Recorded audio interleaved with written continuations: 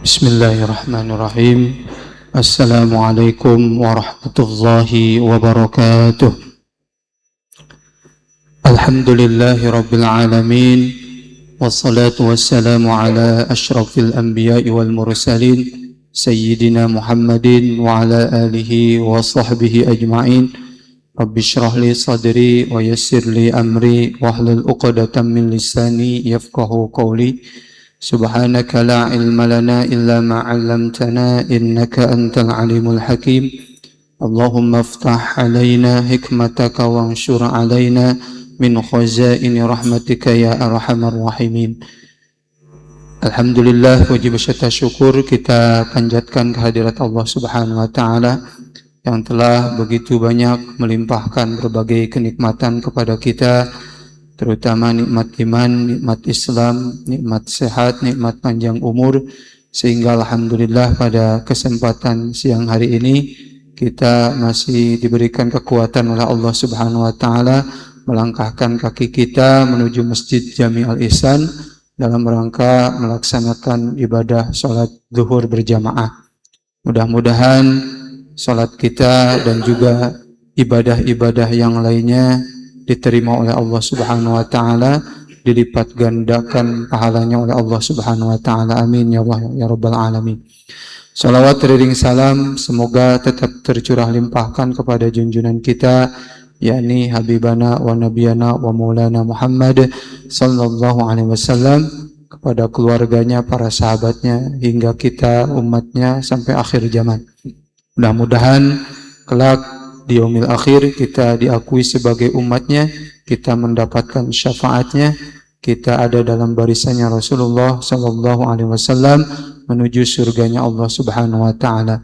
Amin ya Allah ya rabbal alamin.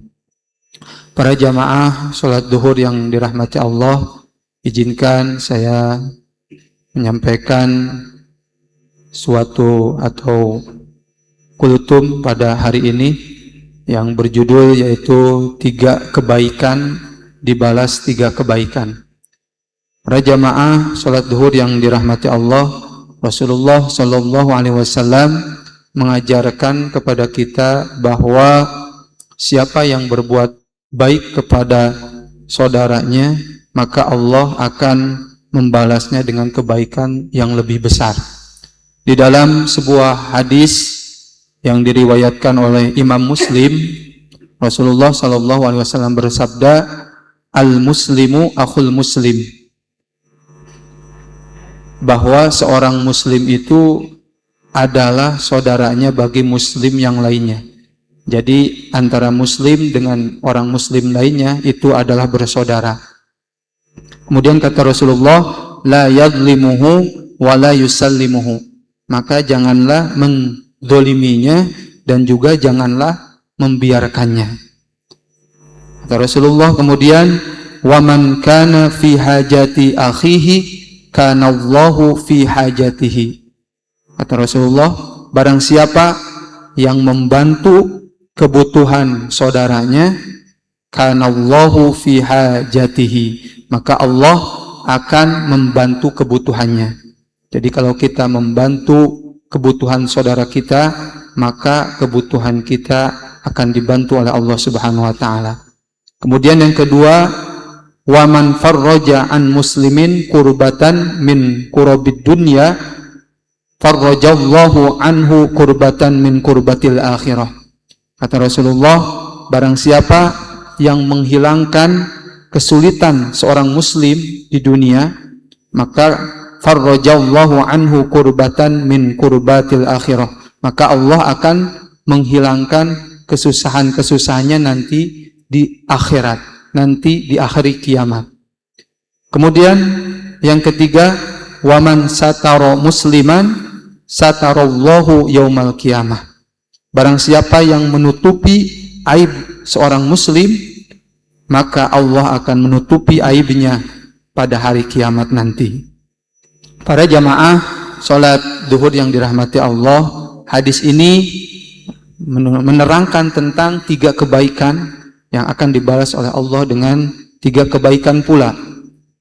Yang pertama tadi, wa man kana fi hajati akhihi kanallahu fi hajatihi. Barang siapa yang membantu kebutuhan saudaranya, maka Allah akan membantu kebutuhannya. Artinya apa? Ketika kita membantu orang lain, membantu urusan orang lain, membantu kebutuhan orang lain, sesungguhnya kita sedang membuka pintu pertolongan Allah Subhanahu wa taala untuk kita, untuk diri kita sendiri. Jadi kalau kita membantu orang lain, itu sesungguhnya kita lagi membuka pertolongan Allah Subhanahu wa taala untuk diri kita sendiri. Mungkin ada tetangga kita yang membutuhkan mungkin biaya untuk bayar sekolah, SPP sekolah. Kebetulan kita ada kelebihan uang, kita kasih pinjam, ya. Itu sudah membantu orang lain, membantu kebutuhan orang lain. Ada mungkin teman kita yang nganggur, dia butuh pekerjaan, kemudian kita berusaha mencari informasi tentang lowongan pekerjaan, itu juga sudah membantu orang lain, ya. Ada mungkin rekan kerja kita yang mungkin sibuk, dia kebanyakan tugas, maka kita bantu juga. Nah, itu juga sudah membantu orang lain. Kadang kita berpikir kalau kita membantu orang lain, maka kita akan rugi gitu ya. Padahal itu sebaliknya gitu ya.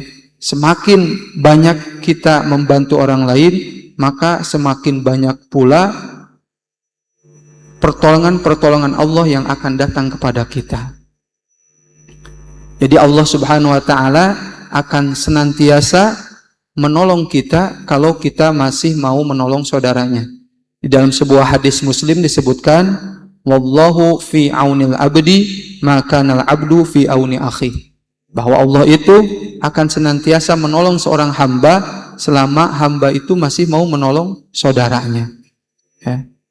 Jadi mungkin ya kita pernah merasakan, ya, kita tiba-tiba mendapat rezeki secara tidak disangka-sangka, ya, rezeki yang ujug-ujug gitu ya. Atau kita mendapatkan kalau seorang pedagang pesanan atau orderan yang begitu banyak sehingga kita untung banyak, ya. Kemudian mungkin kita merasakan anak kita sukses atau anak kita menjadi anak yang soleh dan solehah. Itu semuanya bisa jadi akibat dari doa-doa orang-orang yang sudah pernah kita tolong. Jadi ketika kita menolong orang lain, itu orang lain itu pasti akan mendoakan kita. Mungkin saja keberhasilan yang kita raih hari ini adalah dari doa-doanya orang-orang yang pernah kita tolong itu. Para jamaah yang dirahmati Allah. Kemudian yang kedua, amalan yang kedua yaitu waman farraja an muslimin kurbatan min kurbid dunya farrajallahu anhu min kurbatil akhirah. Yang kedua, barang siapa yang menghilangkan, ya, kesusahan seorang muslim, ya, maka Allah akan menghilangkan kesusahan-kesusahannya nanti di akhirat. Para jamaah yang dirahmati Allah, tentunya kesusahan di dunia itu tidak sebanding dengan kesusahan yang akan dialami di akhirat, ya. Jadi di akhirat itu kesusahannya, kepedihannya itu tentunya lebih daripada kepedihan atau kesusahan yang terjadi di dunia gitu ya. Azab-azab di akhirat itu sangat pedih sekali gitu ya. Kesulitan, kesusahan di akhirat itu lebih dahsyat gitu ya. Maka dari itu kata baginda Rasulullah, jika ingin dihilangkan, ya, kesulitan kita nanti di akhirat, maka hilangkanlah kesulitan orang lain ketika di dunia gitu ya. Kalau ada mungkin orang yang terkena musibah, ya kita bantu gitu ya. Musibah kebanjiran, musibah gempa, ya kita bantu ya. Atau ada orang yang kesulitan gitu ya, dia tidak bisa makan, kita kasih makan gitu ya. Itu juga termasuk menghilangkan kesedihan atau menghilangkan kesulitan orang lain. Termasuk juga menghibur gitu ya, menenangkan orang yang terkena musibah gitu ya. Ada mungkin saudara kita atau teman kita yang mungkin kehilangan, ya, kehilangan keluarganya, atau bapaknya meninggal, atau ibunya meninggal. Kemudian kita menenangkannya, menghiburnya. Yang sabar ya, insya Allah ibu kamu husnul khotimah. Kamu terus harus semangat gitu ya. Karena kamu punya keluarga, punya anak. Kamu harus terus rajin bekerja, rajin belajar. Nah, mungkin dengan kata-kata itu, ya maka kesedihan dari teman kita itu akan hilang. Nah, ini juga termasuk amalan yang bernilai besar di sisi Allah. Menghilangkan kesedihan orang lain, menghilangkan kesedihan saudara kita. Maka dari itu, kita harus menjadi orang yang bermanfaat untuk orang lain gitu ya. Khairun nas anfa'uhum linnas ya. Sebaik-baiknya manusia itu adalah yang paling banyak atau paling bermanfaat bagi orang lain gitu ya. Para jamaah yang dirahmati Allah, kemudian yang ketiga, amalan yang ketiga yaitu waman satara musliman satarallahu yaumal qiyamah. Ya, barang siapa yang menutupi aib seorang muslim ya, maka Allah akan menutupi aibnya nanti pada hari kiamat gitu ya. Nah, ini yang terjadi di zaman sekarang ya, apalagi zaman sekarang ini zaman medsos ya. Jadi kesalahan-kesalahan sedikit diupload ya, dipoto, direkam, kemudian disebarkan. Nah, ini hati-hati. Kata Rasulullah ya, siapa orang yang menutupi aibnya orang lain, maka Allah akan menutupi aibnya nanti di hari kiamat gitu ya. Jangan sampai kita menjadi bagian dari perbuatan itu. Ada mungkin tetangga kita gitu ya, lagi ribut ya, suami istri, kita rekam, kemudian diupload. Apalagi dikirim di grup gitu ya.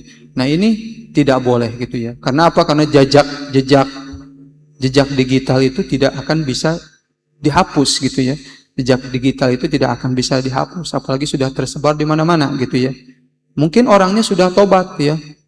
Yang kita foto, yang kita rekam, dia sudah tobat kepada Allah, dia sudah minta maaf kepada orang yang telah didoliminya. Ya, dia sudah beristighfar gitu ya. Dia sudah menyesal, tapi videonya masih terus ada gitu ya, di mana-mana tersebar gitu ya. Nah, ini jangan sampai seperti itu ya. Jadi jangan kalau kita ingin ditutupi aibnya oleh Allah Subhanahu wa taala, maka kita harus menutupi aib saudara kita ya. Ya. Karena tidak ada manusia ini yang hidup itu tanpa aib. Pasti semua orang itu mempunyai aibnya sendiri ya. Jika Allah mungkin membukakan aib kita semuanya gitu ya, mungkin kita malu ketemu orang lain gitu ya. Nah, jadi jangan sampai kita membuka aib orang lain ya. Tapi kita dalam agama Islam harus menjaga kehormatan saudara kita, maka kita pun akan dijaga kehormatannya oleh Allah Subhanahu wa taala.